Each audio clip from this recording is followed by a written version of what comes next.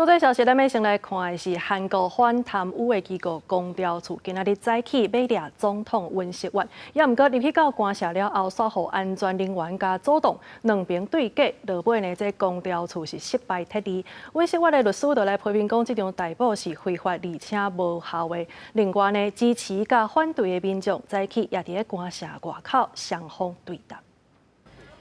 透早天也未光，大批员警分别坐车去韩国总统官邸提名，准备执行对总统尹锡悦逮捕行动。韩国公调处嘛，就是国际公职人员犯罪调查处，正经摕到法院签发的逮捕令了后，车衫正式动员，差不多公调处30个人，甲120名的员警要进入总统官邸执行逮捕令。其中50名员警载着公调处的人员进入官邸了后，所受到负责就为官邸的陆军国防部第55保卫队组织，双方正做对徛，一度发生 肢体冲突，到台湾时间9点为止，执行逮捕的人员已经进入官邸正门，不过有关无法度进入尹锡悦所在建筑物。尹锡悦辩护律师尹正根批评，执行非法无效的逮捕令是违法的，会对非法执行的过程内底所出现的任何违法状况来采取法律措施。而早伫法院批准逮捕令了后，尹锡悦支持者就组织伫官邸外口，清早早起嘛想要阻止警方进入官邸。路透社报道，警方佮加支持者发生衝突，最後警方強硬驅逐部分的抗議民眾。 We gathered here,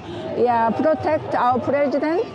Some our the other party they tried to arrest him,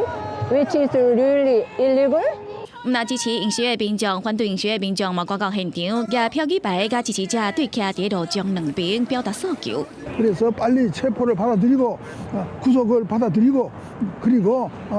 빨리 하루빨리 하야를 해가지고 현재의 어떤 정치적인 그 혼란 상태를 끝내주기를 우리는 바라는 뜻에서 이 자리에 나왔습니다. 因为法院批准的逮捕令期限只有到正月初6，嘛是公调处逮捕尹锡悦了后，就要展开调查，而且要伫48点钟以来决定释放也是羁押尹锡悦。公司新闻台是董炳耀。